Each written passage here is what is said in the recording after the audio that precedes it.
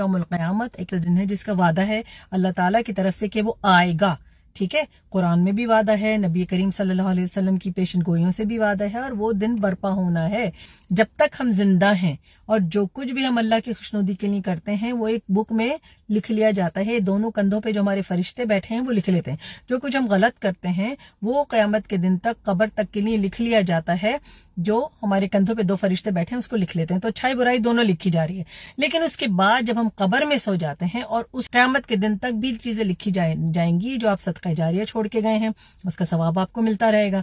جو آپ غلاظہ چھوڑ کے گئے ہیں اس کا گناہ آپ کو ملتا رہے گا. فائنل اسسمنٹ, فائنل ترازو جس کے بارے میں اللہ تعالیٰ نے قرآن میں فرمایا کہ ترازو اس دن میں تولا جائے گا. تو اس وقت وہ ساری نیکیاں جو آپ کی اولاد نے کی, جو آپ نے کسی کے لیے اچھا کام کر کے چھوڑا, جو آپ نے کسی کو صدقہ جاریہ کے طور پہ کسی کی نوکری لگوا دی, کسی کو رزق کے قابل بنا دیا, یا آپ نے کوئی مسجد میں کوئی قالین بنوا دیا جہاں نمازی ادا کرتے رہے نماز, آپ نے کنواں کھدوا دیا, کچھ بھی کر دیا, جو بھی آپ صدقہ جاریہ کا کام کرتے جائیں گے اس کا ثواب آپ کو قیامت کے دن تک ملتا رہے گا.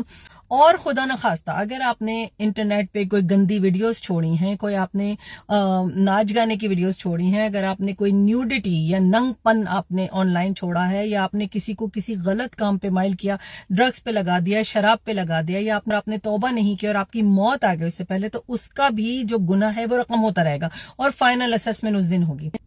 تو ہمیں یہ یاد رکھنا چاہیے کہ ہم مرنے سے پہلے اس صراط مستقیم پہ چلتے چلتے اپنی فری ول کو استعمال کریں, لیکن اس صراط مستقیم پہ چلتے چلتے اپنے اعمال, اپنے افیئرز اس دنیا میں صحیح کر کے جائیں, تاکہ جب صحیح ترازو تولا جائے تو ہمارا حساب بالکل برابر ہوتے رہے اور ہم جنت میں داخل ہو سکیں.